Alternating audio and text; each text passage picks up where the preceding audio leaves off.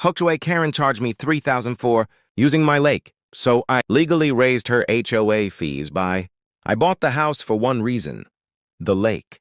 A clear, quiet, spring-fed lake that sat right behind my property. The real estate agent told me it was shared access, but the survey showed something very different.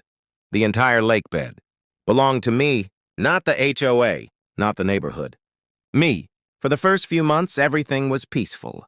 Families fished, kids kayaked, old couples walked their dogs along the water.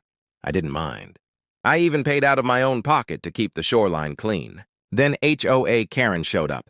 She was the HOA president, late 50s, clipboard permanently attached to her arm. Sunglasses even when it was cloudy. She marched onto my dock one Saturday morning while I was pulling in a small base. "Excuse me," she said sharply.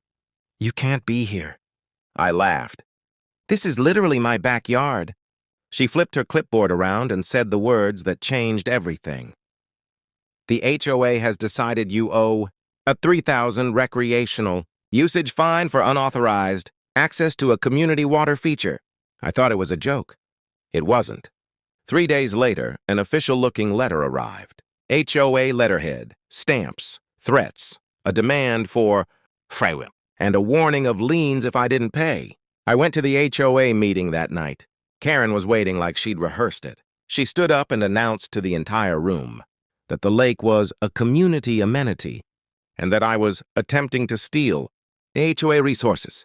I calmly stood, plugged my laptop into their projector, and displayed one document, the certified land survey, then the county deed, then the tax map. Silence filled the room. The lake was not HOA property. It was zoned agricultural reservoir, owned, taxed, and insured by me. Karen's smile twitched, but she didn't back down.